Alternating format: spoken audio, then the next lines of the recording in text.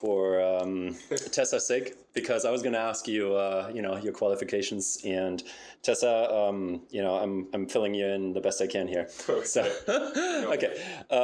Mark was just explaining why he's in business and how much he loves it, and you told me earlier, how long has it been? About almost 30 years now. About 30 years.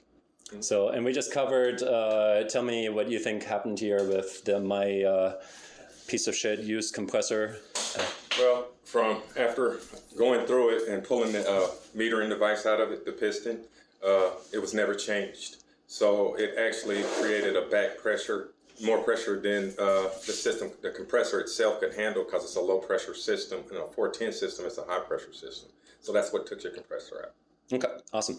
And you did what to Tessa? Well, we went ahead and installed your new unit. We put the right piston in there. And now we're in the process of getting this new Wi-Fi stat on for you, because we want to check the system before we walk away to make sure that you're completely charged, and when you come home, you're comfortable. Awesome. And tell me about where the equipment came from, what kind of warranty, what future, Tessa? It came from John Stowe, brand new in a box. I believe you have a 5-year warranty on the compressor.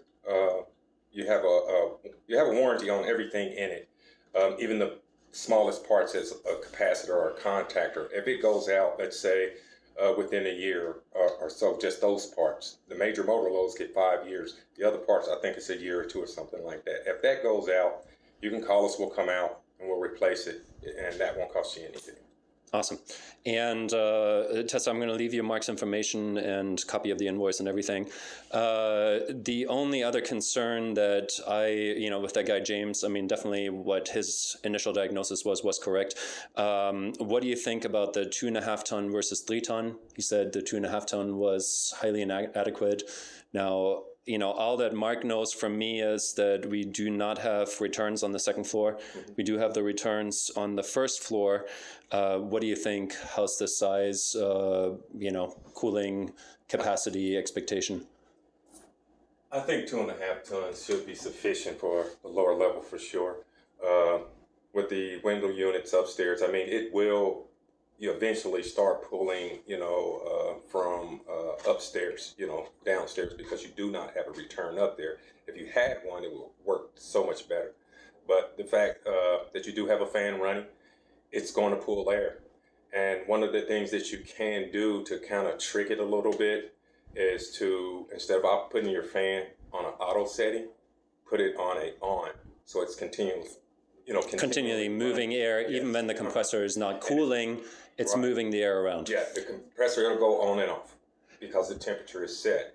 But now, Tessa, one thing I want to point out about that: if you have the air continually running, or the fan, that you want to check the filter more often. It's a washable filter that I have in there right now, but there's with the dog hair and stuff, it's going to need higher level of attention. Mm-hmm. The other thing that I would say also, what I had mentioned in the beginning, run that whole house fan for just 5-6 minutes on the hot days to displace all the air in the attic and pull some cold air up from downstairs.